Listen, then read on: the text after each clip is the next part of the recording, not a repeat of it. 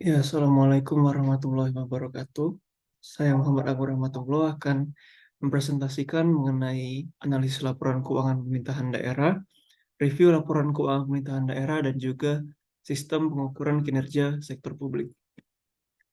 Yang pertama, analisis laporan keuangan pemerintah daerah. Apa sih analisis laporan keuangan pemerintah daerah?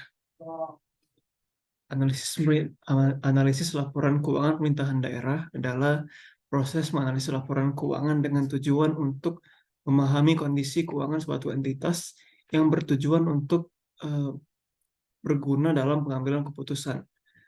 Nah, dalam analisis laporan keuangan pemerintahan daerah ini ada metode dan teknik analisisnya.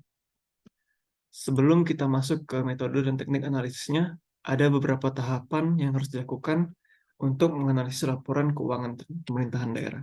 Yang pertama adalah memperoleh data keuangan yang diperlukan untuk periode analisis. Lalu yang kedua, mengukur, menghitung, dan melakukan kalkulasi menggunakan formula tertentu sesuai dengan standar yang biasa digunakan. Lalu yang ketiga, menafsirkan hasil perhitungan dan pengukuran yang telah dibuat, dan yang terakhir adalah memberikan rekomendasi terkait dengan hasil analisis tersebut. Nah, teknik analisis laporan keuangannya ada tiga, analisis horizontal, vertikal, dan juga rasio. Pertama, kita masuk ke analisis horizontal terlebih dahulu. Analisis ini berfungsi untuk mengidentifikasi pola-pola perubahan yang terjadi dalam beberapa periode sebagai dasar evaluasi dan prediksi keadaan di masa yang akan datang. Sementara, analisis vertikal itu analisis yang membandingkan antara akun-akun dalam satu periode laporan keuangan. Seperti contohnya, analisis atas akun neraca, analisis atas laporan realisasi anggaran, dan analisis laporan keuangan lainnya. Lalu analisis rasio. Analisis ini berfungsi untuk mengetahui hubungan akun-akun yang ada dalam laporan keuangan. Nah, pada analisis rasio ini terbagi menjadi beberapa bagian lagi. Yang pertama adalah rasio kemandirian keuangan daerah. Analisis ini bertujuan untuk menggambarkan ketergantungan daerah terhadap sumber dana eksternal. Semakin tinggi rasio kemandirian mengandung arti bahwa tingkat ketergantungan daerah tersebut terhadap pihak eksternal semakin rendah, dan demikian pula sebaliknya. Kita dapat menghitung rasio KKD ini dengan cara pendapatan asli daerah dibagi bantuan pemerintah pusat atau provinsi dan pinjaman dikali 100%. Nah, uh, ini adalah gambaran tingkatan kemampuan keuangan instansi tersebut. Jika rasionya 0 sampai 25%, maka hubungan antara daerah tersebut terhadap dana eksternal instruksif. Jika lebih dari 25 sampai 50%, hubungannya adalah konsultatif. Jika 50-75% hubungannya adalah partisipatif. Jika 75-100%, maka hubungannya delegatif. Selanjutnya ada rasio efektivitas.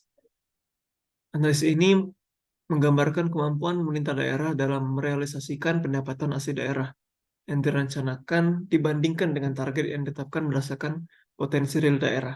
Semakin tinggi rasio efektivitas, artinya kemampuan daerah semakin baik.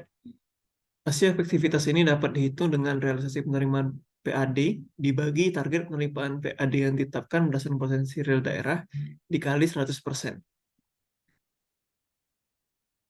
Jika hasilnya adalah jika X kurang dari 100%, maka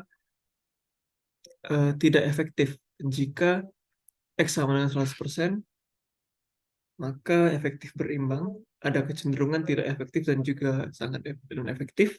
Jika X lebih dari 100%, maka kemampuan keuangan adalah efektif. Selanjutnya, rasio efisiensi. Rasio ini berfungsi sebagai perbandingan antara besarnya biaya yang dikeluarkan untuk memperoleh pendapatan dengan realisasi pendapatan yang diterima. Semakin kecil rasio efisien, maka semakin efisien. Begitu pula sebaliknya. Nah, rasio efisiensi ini dapat dihitung dengan cara biaya yang dikeluarkan untuk mengukur PAD dibagi realisasi penerimaan PAD dikali 100%. Jika X lebih dari 100%, maka keuangan daerah tersebut tidak efisien. Jika X sama dengan 100%, maka efisiensi berimbang, dan jika kurang dari 100%, maka efisien. Selanjutnya ada rasio pertumbuhan untuk mengukur seberapa besar kemampuan pemerintah daerah dalam mempertahankan dan meningkatkan keberhasilan yang telah dia capai dari periode ke periode berikutnya.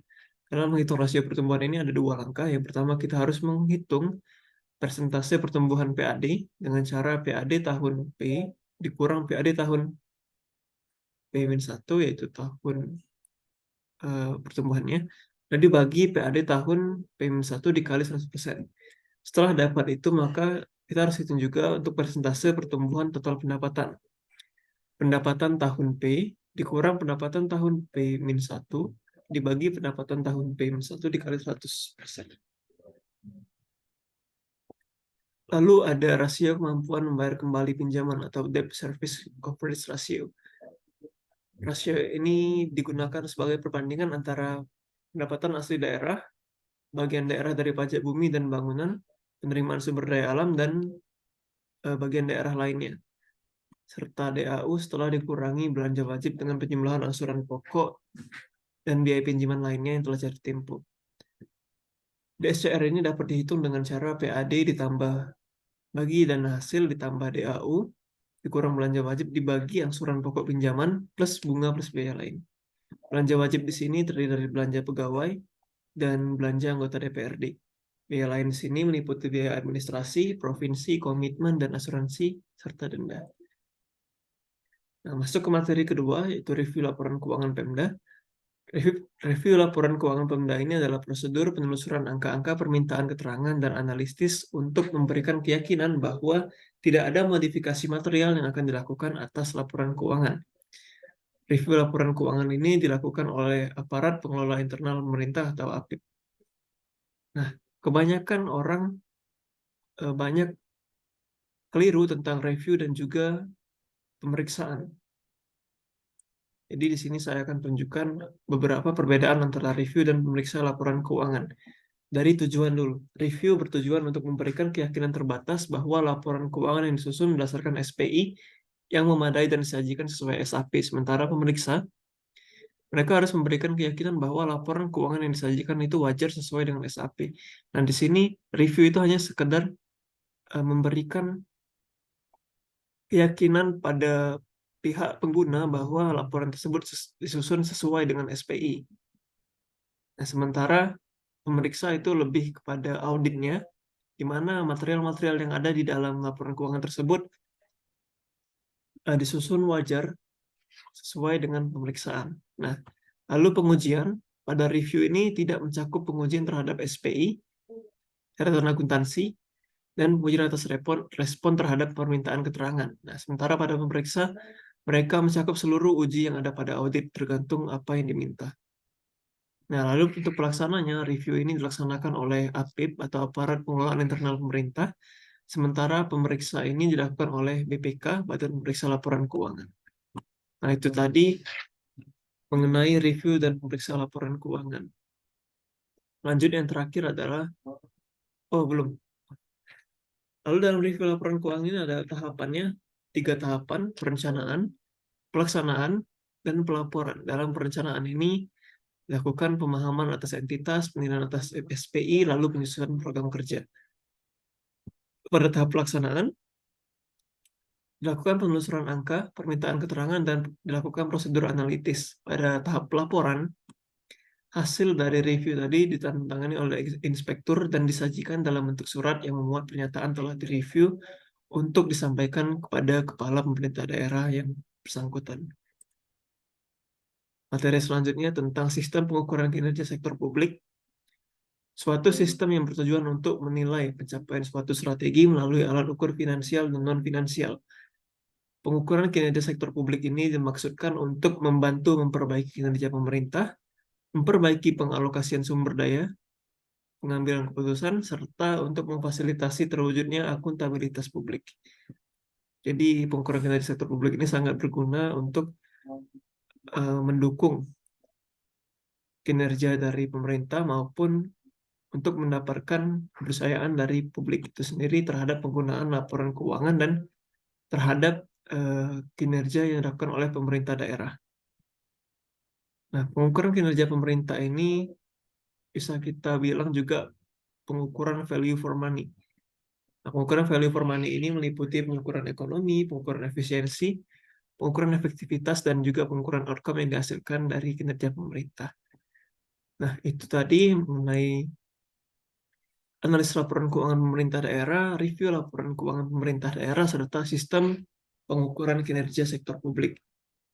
Saya harapkan dari penjelasan saya tadi dapat membantu teman-teman sekalian dalam memahami apa itu analis laporan keuangan Pemda, apa itu review laporan Pemda, dan apa itu sistem pengukuran kinerja sektor publik, serta eh, dapat juga mendapatkan pengaplikasiannya dalam ketika nanti ada kasus ataupun soal tentang akuntansi sektor publik ini, tentang analis laporan keuangan pemerintah daerah. Mungkin itu saja dari saya. Saya akhiri. Terima kasih. Assalamualaikum warahmatullahi wabarakatuh.